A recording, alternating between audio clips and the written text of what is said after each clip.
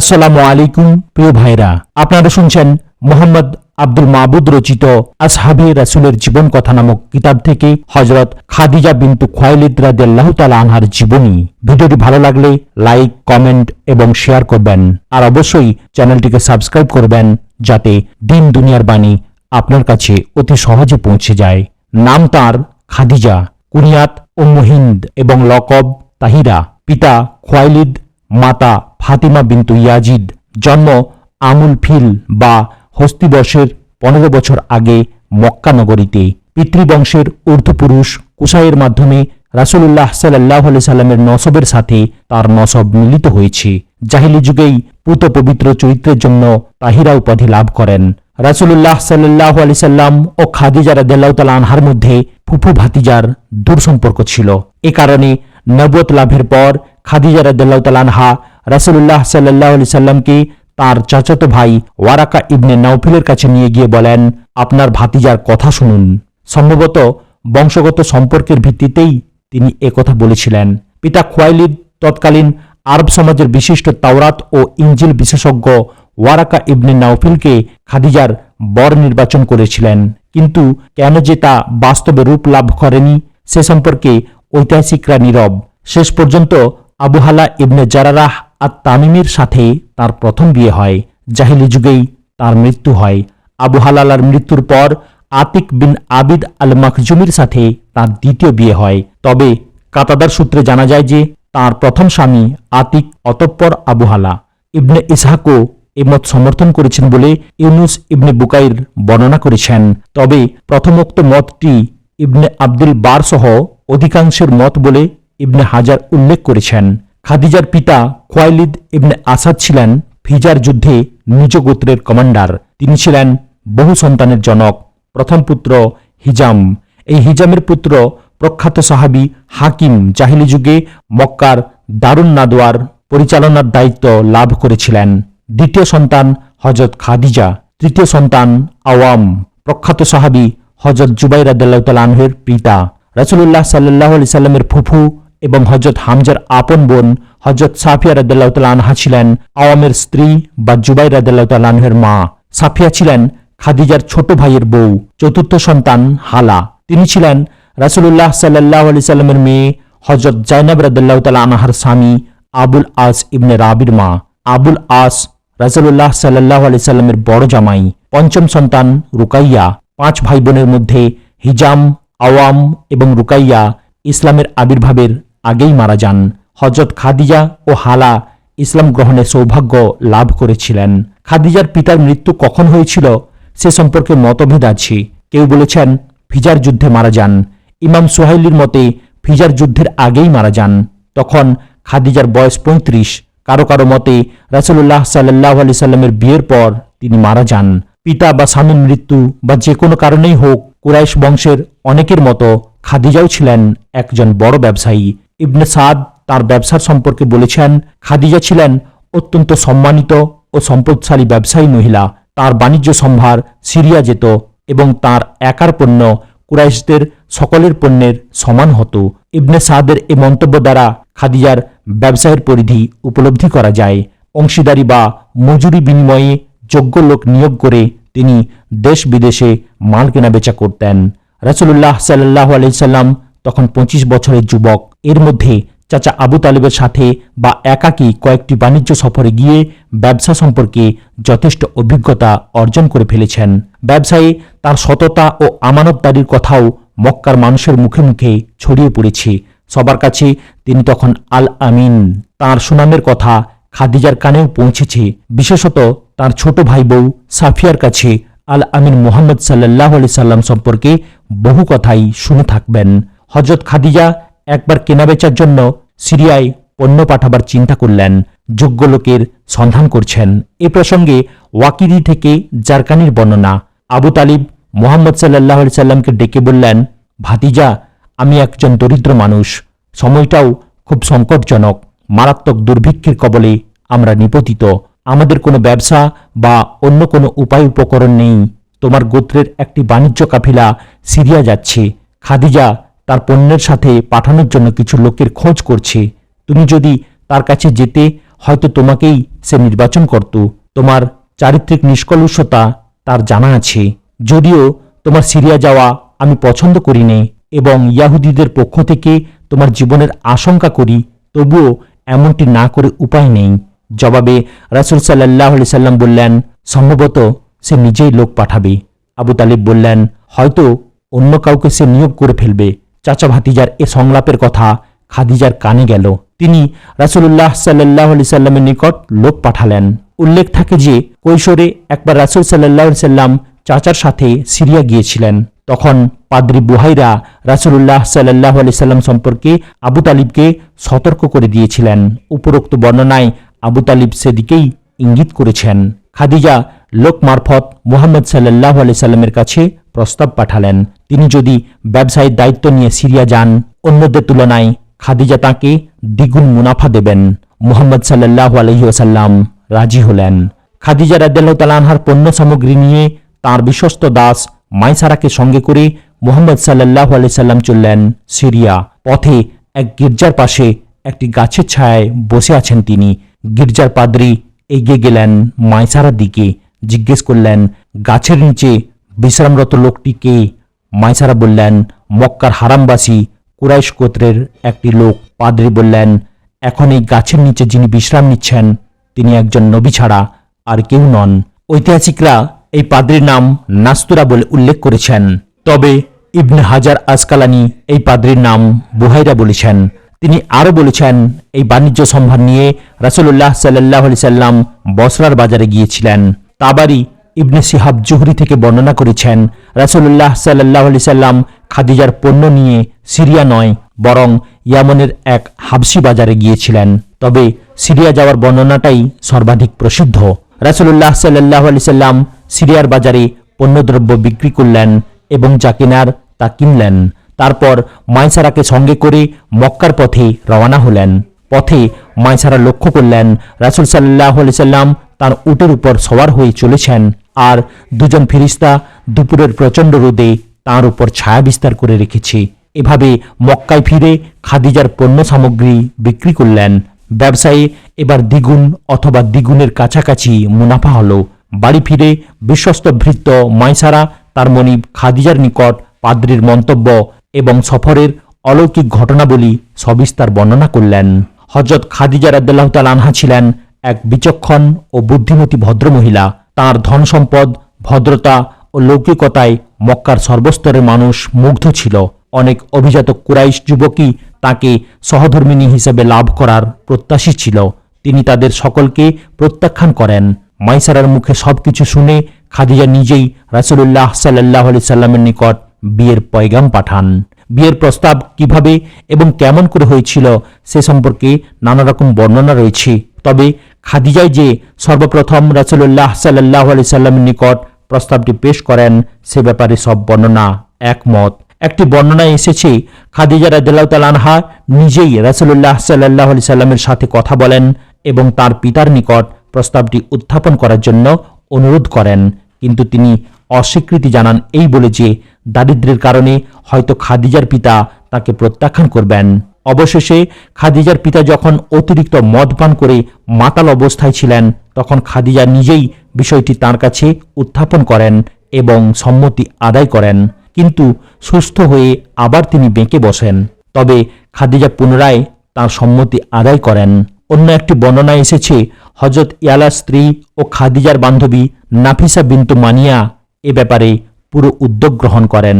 তিনি সর্বপ্রথম খাদিজার পক্ষ থেকে রাসূলুল্লাহ সাল্লাল্লাহু আলাইহি সাল্লামের নিকট এভাবে প্রস্তাব পেশ করেন, আপনাকে যদি ধন সম্পদ, সৌন্দর্য ও জীবিকার নিশ্চয়তার দিকে আহ্বান জানানো হয় আপনি কি গ্রহণ করবেন? এ কথাগুলি ছিল হযরত খাদিজা সম্পর্কে। কথা পাকাপাকি হয়ে গেল। নির্ধারিত তারিখে আবু তালিব, হামজা সহ রাসূলুল্লাহ সাল্লাল্লাহু আলাইহি সাল্লামের খানদানের আরও কিছু ব্যক্তি খাদিজার বাড়ি উপস্থিত হলেন। খাদিজাও তার খানদানের বিশিষ্ট ব্যক্তিবর্গকে দাওয়াত দিয়েছিলেন। সকলের উপস্থিতিতে আবু তালিব বিয়ের খুতবা পাঠ করলেন। সাহিত্যিক উৎকর্ষের দিক দিয়ে এ খুতবা জাহেলি যুগের আরবি গদ্য সাহিত্যে বিশেষ স্থান অধিকার করে আছে। 500 স্বর্ণমুদ্রা মোহর ধার্য হয়। খাদিজা নিজেই উভয় পক্ষের যাবতীয় খরচ বহন করেছিলেন। তিনি 2 উকিয়া সোনা ও রূপো রাসূলুল্লাহ সাল্লাল্লাহু আলাইহি সাল্লামের নিকট পাঠান এবং তা দিয়ে উভয়ের পোশাক ও ওয়ালিমার বন্দোবস্ত করতে বলেন। এভাবে হযরত খাদিজা হলেন উম্মুল মুমিনিন। এটা নবুয়ত প্রকাশের 15 বছর পূর্বের ঘটনা। সে সময় তাদের উভয়ের বয়স সম্পর্কে সিরাত বিশেষজ্ঞদের মতপার্থক্য থাকলেও সর্বাধিক সঠিক মতানুযায়ী রাসূলুল্লাহ সাল্লাল্লাহু আলাইহি সাল্লামের বয়স ছিল 25 এবং খাদিজার 40। বিয়ের 15 বছর পর হযরত নবী করিম সাল্লাল্লাহু আলাইহি সাল্লাম নবুয়ত লাভ করেন। তিনি খাদিজা রাদিয়াল্লাহু তাআলা আনহাকে সর্বপ্রথম এই বিষয়ে অবহিত করেন। পূর্ব থেকেই খাদিজা রাসূলুল্লাহ সাল্লাল্লাহু আলাইহি সাল্লামের নবী হওয়া সম্পর্কে দৃঢ় প্রত্যয়ী ছিলেন। সহিহ বুখারীর ওহির সূচনা অধ্যায়ে একটি হাদিসে বিষয়টির বিস্তারিত আলোচনা এসেছে। হযরত আয়েশা রাদিয়াল্লাহু তাআলা আনহা বলেন, রাসূলুল্লাহ সাল্লাল্লাহু আলাইহি সাল্লামের প্রতি প্রথম ওহির সূচনা হয় ঘুমে সত্য স্বপ্নের মাধ্যমে। স্বপ্নে যা কিছু দেখতেন তা সকালবেলার সূর্যের আলোর ন্যায় প্রকাশ পেত। তারপর নির্জনে থাকতে ভালোবাসতেন। খানাপিনা সঙ্গে নিয়ে হীরা গুহায় চলে যেতেন। সেখানে একাধারে কয়েকদিন ইবাদতে মশগুল থাকতেন। খাবার শেষ হয়ে গেলে আবার খাদিজার কাছে ফিরে আসতেন। খাদ্যদ্রব্য নিয়ে আবার গুহায় ফিরে যেতেন। এ অবস্থায় একদিন তার কাছে সত্যের আগমন হলো। ফিরিস্তা এসে তাকে বললেন, আপনি পড়ুন। তিনি বললেন, আমি তো পড়ালেখার লোক নই। ফিরিস্তা তাকে এমন জোরে চেপে ধরলেন যে তিনি কষ্ট অনুভব করলেন। ছেড়ে দিয়ে আবার বললেন, পড়ুন। তিনি আবার বললেন, আমি পড়ালেখার লোক নই। ফিরিস্তা দ্বিতীয় ও তৃতীয়বারও তার সাথে প্রথমবারের মতো আচরণ করলেন। অবশেষে বললেন, পড়ুন। আপনার প্রতিপালকের নামে যিনি সৃষ্টি করেছেন মানুষকে জমাট রক্তপিণ্ড থেকে। রাসূল সাল্লাল্লাহু আলাইহি সাল্লাম ভয় কাঁপতে কাঁপতে ঘর ফিরলেন। খাদিজাকে ডেকে বললেন, আমাকে কম্বল দিয়ে ঢেকে দাও। তিনি ঢেকে দিলেন। তার ভয় দূর হয়ে গেল। তিনি খাদিজার নিকট পুরো ঘটনা খুলে বললেন এবং নিজের জীবনের আশঙ্কার কথা ব্যক্ত করলেন। খাদিজা বললেন, না, তা কখনো হতে পারে না। আল্লাহর কসম, তিনি আপনাকে লাঞ্ছিত করবেন না। আপনি আত্মীয়তার বন্ধন সুদৃঢ়কারী, গরিব দুঃখীর সাহায্যকারী, অতিথিপরায়ণ ও মানুষের বিপদে সাহায্যকারী। অতঃপর খাদিজা রাদিয়াল্লাহু তাআলা আনহা রাসূলুল্লাহ সাল্লাল্লাহু আলাইহি সাল্লামকে সঙ্গে করে তাঁর চাচাতো ভাই ওয়ারাকা ইবনে নাওফেলের নিকট নিয়ে যান। সেই জাহেলি যুগে তিনি খ্রিস্ট ধর্ম গ্রহণ করেছিলেন। হিব্রু ভাষায় ইনজিল কিতাব লিখতেন। তিনি বৃদ্ধ ও দৃষ্টিহীন। খাদিজা রাদিয়াল্লাহু তাআলা আনহা বললেন, শুনুন তো আপনার ভাতিজা কি বলে। তিনি জিজ্ঞেস করলেন, ভাতিজা, তোমার বিষয়টি কি? রাসূলুল্লাহ সাল্লাল্লাহু আলাইহি সাল্লাম পুরো ঘটনা বর্ণনা করলেন। শুনে ওয়ারাকা বললেন, এ তো সেই ফেরেশতা আল্লাহ যাকে মুসা আলাইহিস সালামের নিকট পাঠিয়েছিলেন। আফসোস, সেদিন যদি আমি জীবিত ও সুস্থ থাকতাম, যেদিন তোমার দেশবাসী তোমাকে দেশ থেকে তাড়িয়ে দেবে। রাসূলুল্লাহ সাল্লাল্লাহু আলাইহি সাল্লাম জিজ্ঞেস করলেন, এরা আমাকে দেশ থেকে বের করে দেবে? তিনি বললেন, হ্যাঁ, তুমি যা নিয়ে এসেছো, যখনই কোনো ব্যক্তি তা নিয়ে এসেছে, সারা দুনিয়া তার বিরোধী হয়ে গেছে। যদি সে সময় পর্যন্ত আমি বেঁচে থাকি, তোমাকে সব ধরনের সাহায্য করব। এ ঘটনার অল্প কিছুদিনের মধ্যে ওয়ারাকার মৃত্যু হয়। ইসলাম গ্রহণের পর হযরত খাদিজা তার সকল ধন সম্পদ তাবলীগে দ্বীনের লক্ষ্যে ওয়াকফ করেন। রাসূলুল্লাহ সাল্লাল্লাহু আলাইহি সাল্লাম ব্যবসা বাণিজ্য ছেড়ে আল্লাহর ইবাদত এবং ইসলাম প্রচারে আত্মনিয়োগ করেন। সংসারের সকল আয় বন্ধ হয়ে যায়। সেই সাথে বাড়তে থাকে খাদিজার দুশ্চিন্তা। তিনি ধৈর্য ও সহনশীলতার সাথে সব প্রতিকূল অবস্থার মোকাবিলা করেন। আল ইস্তিয়াব গ্রন্থে বর্ণিত হয়েছে, মুশরিকদের প্রত্যাখ্যান ও অবিশ্বাসীদের কারণে রাসূল সাল্লাল্লাহু আলাইহি সাল্লাম যে ব্যথা অনুভব করতেন, খাদিজার কাছে এলে তা দূর হয়ে যেত। কারণ তিনি রাসূল সাল্লাল্লাহু আলাইহি সাল্লামকে সান্ত্বনা দিতেন, সাহস ও উৎসাহ যোগাতেন। তার সব কথাই তিনি বিনা দ্বিধায় বিশ্বাস করতেন। মুশরিকদের সকল অমার্জিত আচরণ তিনি রাসূলুল্লাহ সাল্লাল্লাহু আলাইহি সাল্লামের কাছে অত্যন্ত হালকা ও তুচ্ছভাবে তুলে ধরতেন। নবুয়তের 7ম বছর মুহররম মাসে কুরাইশরা মুসলমানদের বয়কট করে। তারা শিয়াবে আবু তালিবে আশ্রয় গ্রহণ করেন। রাসূলুল্লাহ সাল্লাল্লাহু আলাইহি সাল্লামের সাথে খাদিজাও সেখানে অন্তরীণ হন। প্রায় 3টি বছর বনি হাশিম দারুণ দুর্ভিক্ষের মাঝে অতিবাহিত করে। গাছের পাতা ছাড়া জীবন ধারণের আর কোনো ব্যবস্থা তাদের ছিল না। স্বামীর সাথে খাদিজাও হাসি মুখে সে কষ্ট সহ্য করেন। এমন দুর্দিনে হযরত খাদিজা রাদিয়াল্লাহু তাআলা আনহা নিজের প্রভাব খাটিয়ে বিভিন্ন উপায়ে কিছু খাদ্য খাবারের ব্যবস্থা মাঝে মাঝে করতেন। তাঁর 3 ভাতিজা হাকিম ইবনে হিজাম, আবুল বুখতারি ও জুমিয়া ইবনে আসওয়াদ, তাঁরা সকলে ছিলেন কুরাইশ নেতৃবর্গের অন্যতম। অমুসলিম হওয়া সত্ত্বেও তাঁরা ভিন্নভাবে মুসলমানদের কাছে খাদ্যশস্য পাঠানোর ব্যাপারে বিশেষ ভূমিকা পালন করেন। একদিন হাকিম ইবনে হিজাম তার চাকরের মাধ্যমে ফুফু খাদিজা রাদিয়াল্লাহু তাআলা আনহার কাছে কিছু গম পাঠাচ্ছিলেন। পথে আবু জাহাল বাধা দেয়। হঠাৎ আবুল বুখতারি সেখানে উপস্থিত হন। তিনি আবু জাহালকে বললেন, এক ব্যক্তি তার ফুফুকে তুমি তা বাধা দিচ্ছ, নামাজ ফরজ হওয়ার হুকুম নাজিল হয়নি। হযরত খাদিজা রাদিয়াল্লাহু তাআলা আনহা ঘরের মধ্যে রাসূলুল্লাহ সাল্লাল্লাহু আলাইহি সাল্লামের সাথে সেই প্রথম থেকেই নামাজ আদায় করতেন।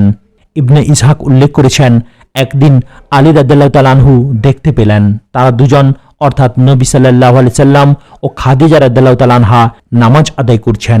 আলী রাদিয়াল্লাহু তাআলা আনহু জিজ্ঞেস করলেন, মুহাম্মদ এ কি? রাসূল সাল্লাল্লাহু আলাইহি ওয়াসাল্লাম তখন নতুন দ্বীনের দাওয়াত আলীর কাছে পেশ করলেন এবং এ কথা কাউকে বলতে নিষেধ করলেন। এই বর্ণনা দ্বারা বোঝা যায় উম্মতে মুহাম্মদী সাল্লাল্লাহু আলাইহি সাল্লামের মধ্যে সর্বপ্রথম হযরত খাদিজা রাদিয়াল্লাহু তাআলা আনহা রাসূল সাল্লাল্লাহু আলাইহি সাল্লামের সাথে নামাজ আদায়ের গৌরব অর্জন করেন। আফিফ আল কিন্দি নামক এক ব্যক্তি কিছু কেনাকাটার জন্য মক্কায় এসেছিলেন। হযরত আব্বাস রাদিয়াল্লাহু তাআলা আনহুর বাড়িতে অবস্থান করছিলেন তিনি। একদিন সকালে লক্ষ্য করলেন এক যুবক কাবার কাছে এসে আসমানের দিকে তাকালো, তারপর কিবলামুখী হয়ে দাঁড়ালো।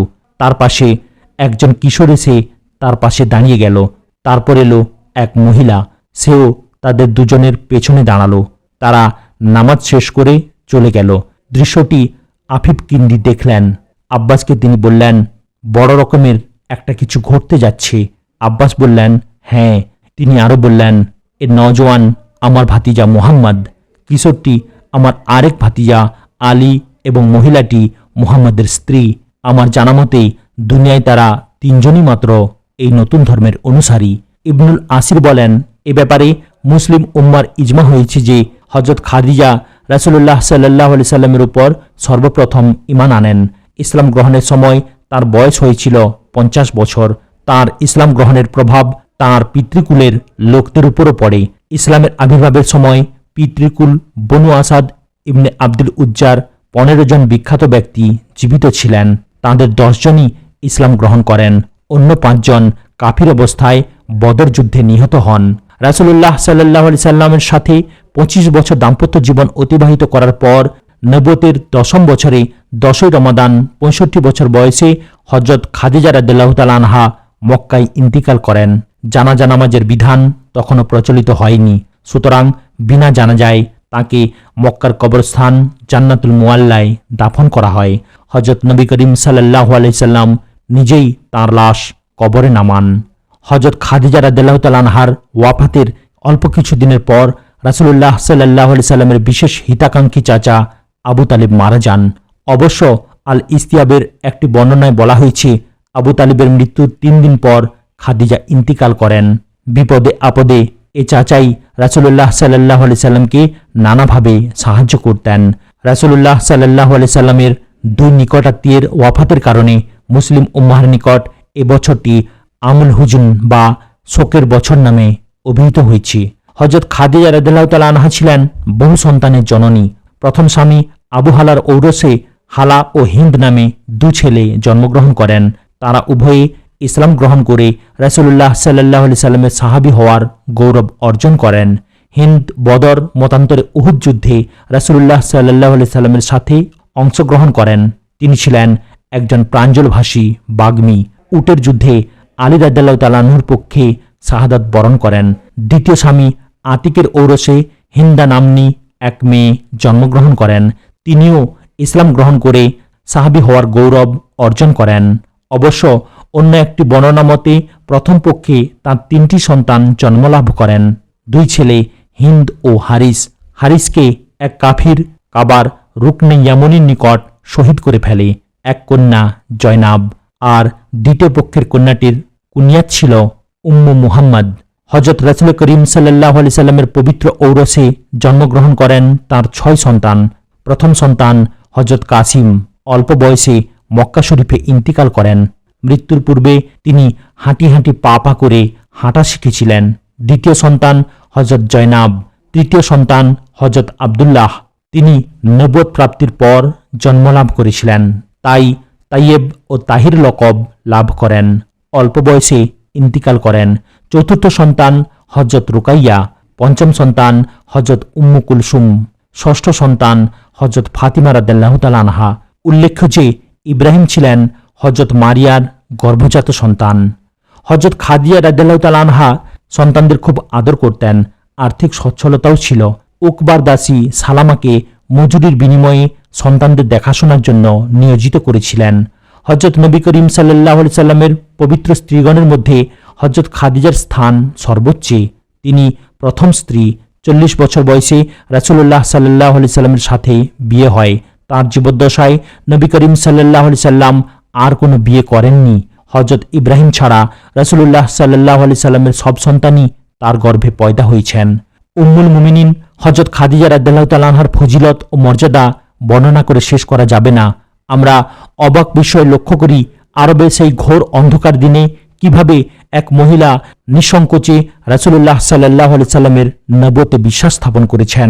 তার মনে বিন্দুমাত্র সন্দেহ ও সংশয় নেই। সেই ওহী নাজিলের প্রথম দিনটি, ওয়ারাকার নিকট গমন এবং রাসূলুল্লাহ সাল্লাল্লাহু আলাইহি সাল্লামের নবী হওয়া সম্পর্কে তার দৃঢ় প্রত্যয় ঘোষণা সবকিছুই গভীরভাবে ভেবে দেখার বিষয়। রাসূলুল্লাহ সাল্লাল্লাহু আলাইহি সাল্লামের নবুয়ত লাভের পূর্ব থেকে খাদিজা যেন দৃঢ় প্রত্যয়ী ছিলেন তিনি নবী হবেন। তাই জিব্রাইলের আগমনের পর ক্ষণিকের জন্যও তার মনে কোনো রকম ইতস্তত ভাব দেখা দেয়নি। এতে তার গভীর দূরদৃষ্টি ও তীক্ষ্ণ পর্যবেক্ষণ ক্ষমতা স্পষ্ট হয়ে ওঠে। নবুয়ত লাভের পূর্বে ও পরে সর্বদাই তিনি রাসূলুল্লাহ সাল্লাল্লাহু আলাইহি সাল্লামকে সম্মান করেছেন, তার প্রতিটি কথা বিশ্বাস করেছেন। 25 বছরের দাম্পত্য জীবনে মুহূর্তের জন্যও তার মনে কোনো প্রকার সন্দেহ দানা বাঁধতে পারেনি। সেই জাহিলি যুগেও তিনি ছিলেন পুত পবিত্র, কখনো মূর্তি পূজা করেননি। নবী করিম সাল্লাল্লাহু আলাইহি সাল্লাম একদিন তাকে বললেন, আমি কখনো লাত উজ্জার ইবাদত করব না। খাদিজা রাদিয়াল্লাহু তাআলা আনহা বলেছিলেন, লাত উজ্জার কথা ছেড়ে দিন, তাদের প্রসঙ্গই উত্থাপন করবেন না। নবুয়তে মুহাম্মদী সাল্লাল্লাহু আলাইহি সাল্লামের উপর প্রথম বিশ্বাস স্থাপনকারী এবং তার সাথে প্রথম সালাত আদায়কারী শুধু তিনি নন, সেই ঘোর দুর্দিনে ইসলামের জন্য তিনি যে শক্তি জুগিয়েছেন চিরদিন তা অম্লান হয়ে থাকবে। ইসলামের সেই সূচনা লগ্নে প্রকৃতপক্ষে তিনি ছিলেন রাসূলুল্লাহ সাল্লাল্লাহু আলাইহি সাল্লামের পরামর্শদাত্রী। রাসূলুল্লাহ সাল্লাল্লাহু আলাইহি সাল্লামের সাথে বিয়ের পর সমস্ত সম্পদ তিনি স্বামীর হাতে তুলে দেন। যায়েদ বিন হারিসা ছিলেন তার প্রিয় দাস, তাকেও তিনি স্বামীর হাতে তুলে দেন। রাসূলুল্লাহ সাল্লাল্লাহু আলাইহি সাল্লাম যায়েদকে বেশি ভালোবাসতেন, তাই তাকে খুশি করার জন্য তাকে আজাদ করে দেন। মক্কার একজন ধনবতী মহিলা হওয়া সত্ত্বেও তিনি নিজ হাতে স্বামীর সেবা করতেন। একবার তিনি বর্তনে করে রাসূলুল্লাহ সাল্লাল্লাহু আলাইহি সাল্লামের জন্য কিছু নিয়ে আসছিলেন। হযরত জিবরিল আলাইহিস সালাম রাসূল সাল্লাল্লাহু আলাইহি সাল্লামকে বললেন, আপনি তাকে আল্লাহ তাআলা ও আমার সালাম পৌঁছিয়ে দিন। বুখারী। হযরত রাসূল করিম সাল্লাল্লাহু আলাইহি সাল্লাম প্রিয়তম স্ত্রী খাদিজা রাদিয়াল্লাহু তাআলা আনহার স্মৃতি তার মৃত্যুর পরও ভোলেননি। তার মৃত্যুর পর বাড়িতে যখনই কোনো পশু জবাই হতো তিনি তালাশ করে তার বান্ধবীদের ঘরে ঘরে গোশত পাঠিয়ে দিতেন। হযরত আয়েশা রাদিয়াল্লাহু তাআলা আনহা বলেন, যদিও আমি খাদিজা রাদিয়াল্লাহু তাআলা আনহাকে দেখিনি, তবুও তার প্রতি আমার ঈর্ষা হতো। অন্য কারো বেলায় কিন্তু এমনটি হতো না, কারণ নবী করিম সাল্লাল্লাহু আলাইহি সাল্লাম সবসময় তার কথা স্মরণ করতেন। মাঝে মাঝে হযরত আয়েশা রাদিয়াল্লাহু তাআলা আনহা রাসূলুল্লাহ সাল্লাল্লাহু আলাইহি সাল্লামকে রাগিয়ে তুলতেন। রাসূল সাল্লাল্লাহু আলাইহি সাল্লাম বলতেন, আল্লাহ আমার অন্তরে তার ভালোবাসা সৃষ্টি করে দিয়েছেন। হযরত খাদিজা রাদিয়াল্লাহু তাআলা আনহার ওফাতের পর তার বোন হালা একবার রাসূল করিম সাল্লাল্লাহু আলাইহি সাল্লামের সাথে সাক্ষাৎ করতে আসলেন। রাসূলুল্লাহ সাল্লাল্লাহু আলাইহি সাল্লাম তার কণ্ঠস্বর শুনেই বলে উঠলেন, হালা এসেছো? রাসূলুল্লাহ সাল্লাল্লাহু আলাইহি সাল্লামের মানসপটে তখন খাদিজার স্মৃতি ভেসে উঠেছিল। আয়েশা রাদিয়াল্লাহু তাআলা আনহা বলে ফেললেন, আপনি একজন বৃদ্ধার কথা মনে করছেন যিনি মারা গেছেন। আল্লাহ তার চেয়ে অনেক উত্তম স্ত্রী আপনাকে দান করেছেন। জবাবে নবী করিম সাল্লাল্লাহু আলাইহি সাল্লাম বললেন, কখনো না। মানুষ যখন আমাকে মিথ্যে বলে উড়িয়ে দিতে চেয়েছে সে তখন আমাকে সত্য বলে মেনে নিয়েছে। সবাই যখন কাফির ছিল তখন সে মুসলমান। কেউ যখন আমার সাহায্যে এগিয়ে আসেনি তখন সে আমাকে সাহায্য করেছে। তার গর্ভেই আমার সন্তান হয়েছে। আমরা মনে করি হযরত খাদিজার মূল্যায়ন এর চেয়ে আর বেশি কিছু হতে পারে না। হযরত খাদিজার ফজিলত সম্পর্কে বহু হাদিস বর্ণিত হয়েছে। সহিহ বুখারী ও মুসলিমে এসেছে, ধরাপৃষ্ঠের সর্বোত্তম নারী মরিয়াম বিনতু ইমরান ও খাদিজা বিনতু খুয়াইলিদ। হযরত জিবরাইল আলাইহিস সালাম বসে আছেন রাসূলুল্লাহ সাল্লাল্লাহু আলাইহি সাল্লামের কাছে। এমন সময় খাদিজা আসলেন। জিবরাইল আলাইহিস সালাম রাসূলুল্লাহ সাল্লাল্লাহু আলাইহি সাল্লামকে বললেন তাঁকে মণিমুক্তার তৈরি একটি বেহেশতি মহলের সুসংবাদ দিন। বুখারী। আজ এখানে সমাপ্ত হলো। ভিডিওর পরবর্তী অংশ দেখার জন্য চ্যানেলটিকে সাবস্ক্রাইব করুন, লাইক, কমেন্ট এবং শেয়ার করতেও ভুলবেন না। আসসালামু আলাইকুম ওয়া রাহমাতুল্লাহি ওয়া বারাকাতুহু।